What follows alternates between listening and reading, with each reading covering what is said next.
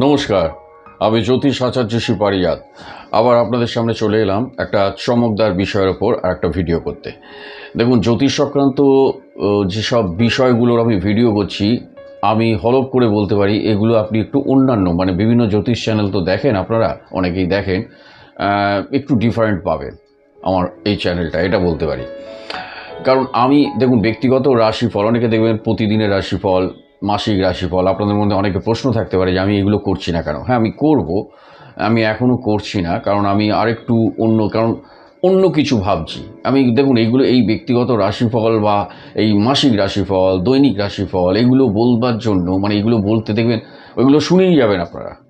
এই 15 বছর ধরে শুনছেন হয়তো, বা 10 বছর ধরে শুনে যাচ্ছেন মকর রাশির এই ভালো হবে, এই সেপ্টেম্বর মাসে একদম তার একদম কেল্লা ফতে হয়ে যাবে, সে একদম আকাশে চলে যাবে, একদম মাটি থেকে আকাশে উঠে যাবে। এই বৃষ রাশির একদম সামনে দিন আসছে, সামনের এই একাদশীতে একদম পূর্ণিমা, সামনে যে পূর্ণিমাটা আসছে একদম ফাটিয়ে দেবে একদম। এই ব্যাপারগুলো, এগুলো হচ্ছে থাম্বেল করে, এসব চমক করে মানুষকে আমি ঠকাতে চাই না অ্যাকচুয়ালি, যার ফলে আমি এগুলো করতে পছন্দ করছি না অ্যাকচুয়ালি।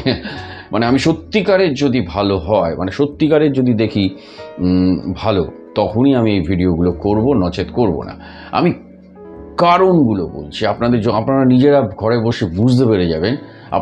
আমার এই কথা শুনে যে জন্মছকে যে কি পজিশনে থাকলে একটা মানুষ হঠাৎ করে কোটিপতি হয়ে যেতে পারে আজকের যুগে।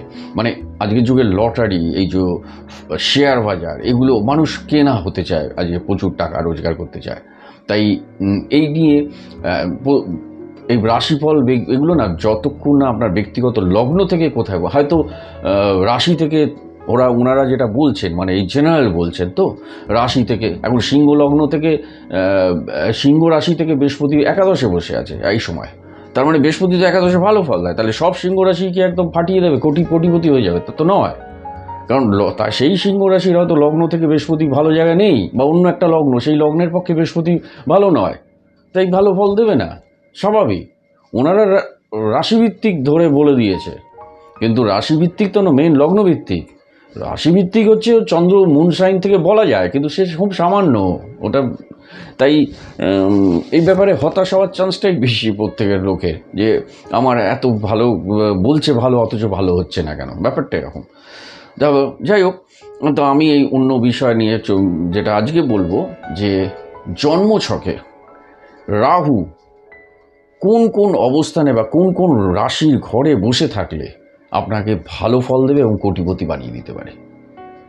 এটা আমি এইবার এগুলো কেন বলছি, এবার কখন কমবে কমছে এই নিয়ে আলোচনা করছি। আপনারা এখন জ্যোতিষ চ্যানেল দেখতে দেখতে অনেকেই না টুকটাক একটু আইডিয়া হয়ে গেছে, যে জন্মছকটা কী, বাচ্চারটা কী, লগ্ন কী, রাশিফল, রাশি কী, লগ্ন থেকে একে অপরে অ্যান্টি ক্লকওয়াইজ কে কোথায় বসে আছে, এগুলো অনেকেরই একটু আইডিয়া হয়ে গেছে। আইডিয়াটা থাকা ভালো, আমি আগেও বলছি। তো আজকে যেটা হচ্ছে, জন্মছকে রাহু কোথায় কোথায় বসে থাকলে আপনার মনে হবে যে এই ছকটা কিন্তু রাহুর জন্য স্ট্রং আছে, ভালো ফল দিচ্ছে, সাংঘাতিক।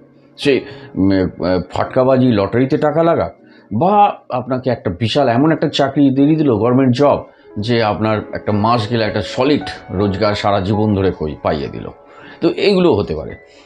তো আজকে সেটাই বলবো। দেখুন, জন্মছকে রাহু 6টা রাশির মধ্যে বসে থাকলে দারুণ ফল দেয়। সেটা হচ্ছে বৃষ, কন্যা, মকর এবং মিথুন, তুলা, কুম্ভ। এই 6টা রাশির ঘরে রাহু বসে থাকলে দারুণ ফল দেয়। আরও ভালো ফল দেয় যদি 12 থেকে 18 ডিগ্রির মধ্যে এই রাশিগুলোতে রাহু বসে থাকে। আপনারা দেখে রাখুন রাহু ওই কোথায় আছে, 12 ডিগ্রির ওপরে, 12 পয়েন্ট সামথিং, 12 ডিগ্রি 33 মিনিটে বসে আছে, বা 14 ডিগ্রি 15 মিনিটে বসে আছে, 16 ডিগ্রি 17 মিনিটে বসে আছে। এই 12 থেকে 18 ডিগ্রি স্প্যানে যদি রাহু এই 6টা ঘরের মধ্যে বসে থাকে, তো আপনি জানবেন আপনার জন্য রাহু কিন্তু পজিটিভ ফল দিচ্ছে, পজিটিভ ফল দেবে।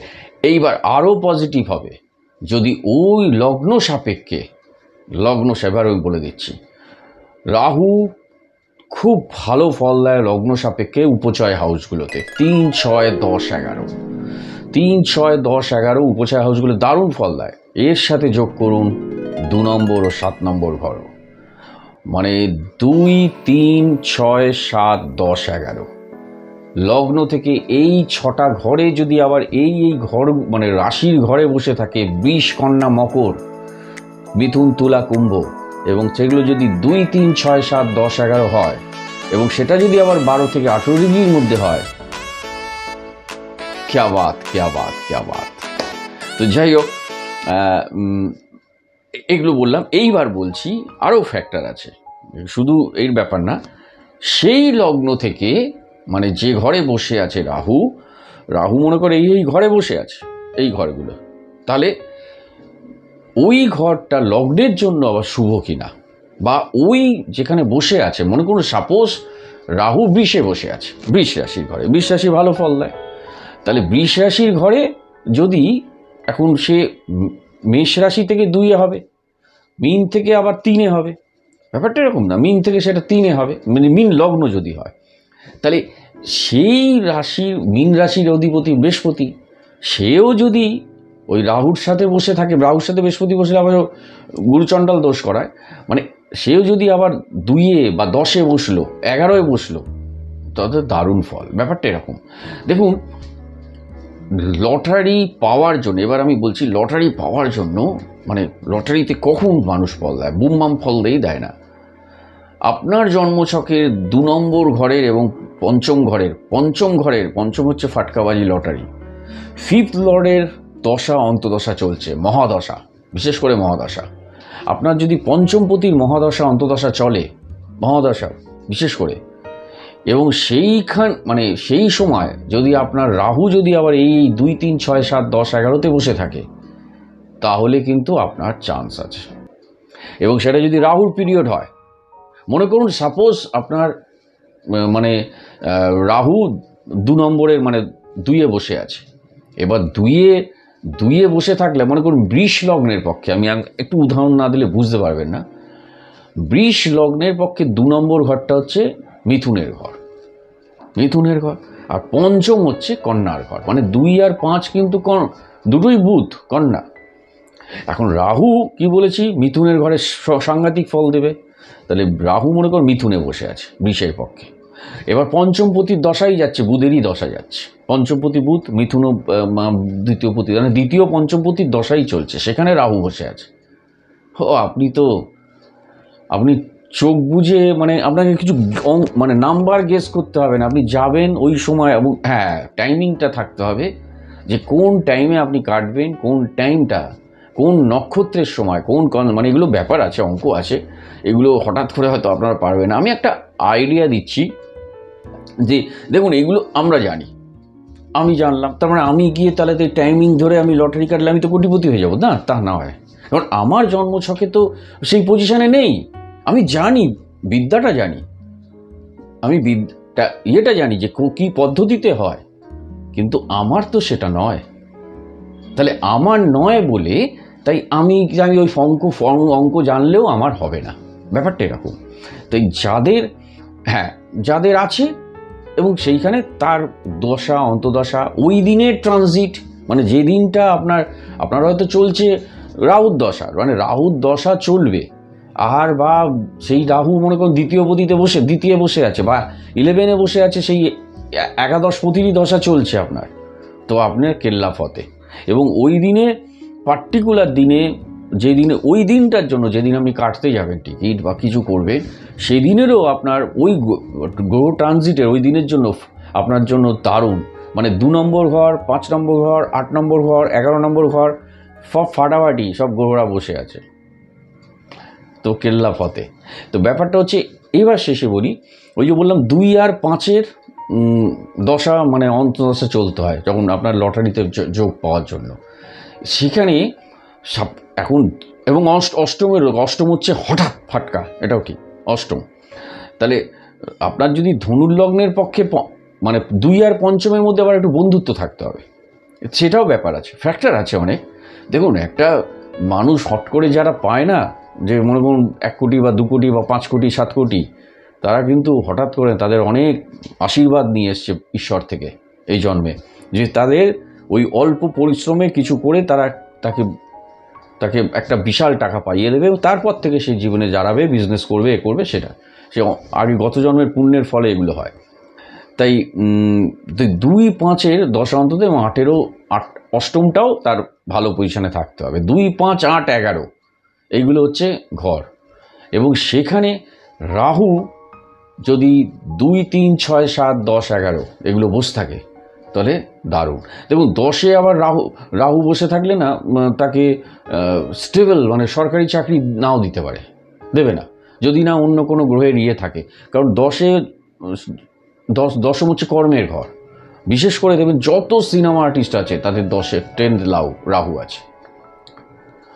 মিঠুন চক্রবর্তী 10মে রাহু, শাহরুখ খান 10মে রাহু, মানে অতিরিক্ত যত আমি স্টাডি করেছি সব সিনেমা ফিল্ম আর্টিস্টদের তাদের 10মে রাহু আছে।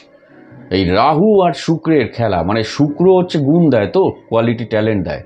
তাই রাহু শুক্র যখন সেই শুক্রই বিরাট ট্যালেন্ট হয় যেই শুক্রকে রাহু দেখছে। রাহু যদি আবার সেই শুক্রকে না দেখে তাহলে কিন্তু সেই শুক্র ট্যালেন্টেড হয় না। তাই ভার্সেটাইল একটা চমকদার ট্যালেন্ট করিয়ে দেয় শুক্রকে আরও রাহুর দৃষ্টিতে।